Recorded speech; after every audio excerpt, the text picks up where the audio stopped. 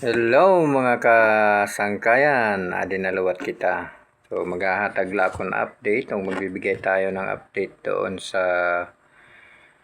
aking hinahinging mga tulong. So sa aking matumulong sa akin, paumanhin na po at hindi pa po tayo na-admit. Pero nagamit naman po yung nahingin nating tulong na cash sa inyo dahil sa mga lakad. Pero as up today, at last na usapan namin, yung implant na gagamitin is wala pa, orderin pa sa ibang bansa ng kumpanya. Ang doktor is unavailable pa rin, yung espesyalista natin. At siyempre, yung pinakaunang problema natin dyan is pera, kwarta. O malaki-laki pa ang kulang ng aking kailangan. So, habang tumatagal, syempre, nagkakaedad tayo. O, next year, magpi-50 na po ako. Magugol din na. So, hopefully is maoperahan tayo at makarecover. Pero dahil nga sa matagal yung ating nagiging proseso, nagkakaroon po ng komplikasyon na po yung ating katawan.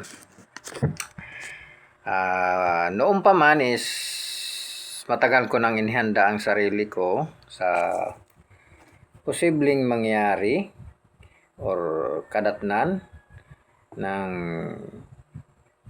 siyempre lahat ng tao ay darating doon sa huling hantungan.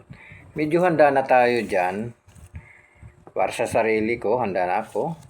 Dahil nagkakaroon talaga tayo ng unti-unti, nagkakaroon ng komplikasyon yung pangangatawan natin dahil doon sa sakit na dinanas natin noon. So, dahil hindi pa ulit nabubon biopsy after 1 year and 7 months na yata, hindi pa tayo nababiopsy ulit is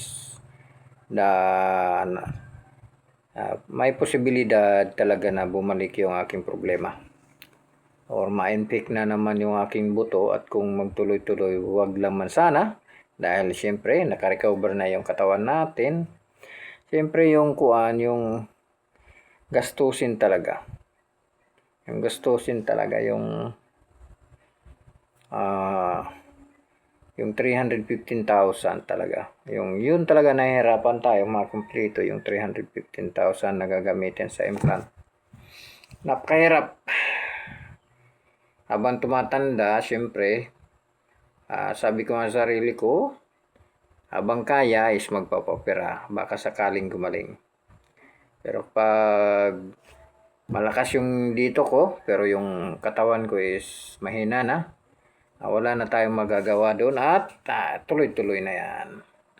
At matagal ko nang inihanda sa sarili ko yan, lalong-lalo na noong unang PT scan noon nung OFW pa ako nang sabihin ng doktor na may possible colon cancer ako. May possible bone cancer ako. So hopefully, ang naging diagnosis sa akin dito nang maoperahan na tayo ay nagkaroon tayo ng vascular necrosis. Walang supply ng dugo yung ating buto sa hita. So kaya yun po ang naging dahilan. Pero habang tumatagal at hindi pa po ito naayos, ay unti-unti po siyempre tumatanda, nagiging high blood na tayo, nagkakaroon na ng komplikasyon. Kaya pala medyo nanlalabo na yung mga mata ko ulit. Kasi at yung heart ko medyo nagpapump siya ng mabilis. Ayun pala ang dahilan. High blood tayo at kailangan na nating mag-maintenance. Naresetahan tayo ng doktor sa maintenance. So, pero unang priority ko talaga yung implant. Kasi habang kaya ng katawan ko is magpapa-opera ko para maging maayos ang lahat.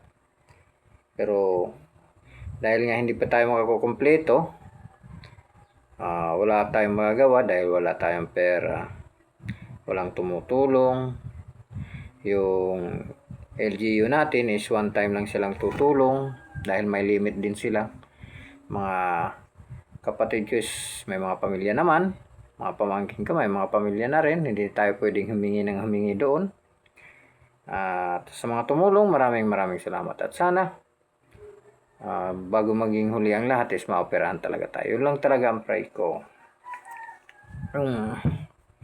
Maoperahan tayo para naman makatulong tayo sa ating YP. Kahit papaano is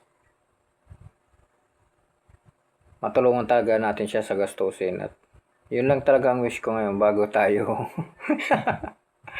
bago tayo kunin ni Lord. Sabi pa nga natatawa na lang tayo nito. Pero maraming salamat talaga sa tumulong sa akin.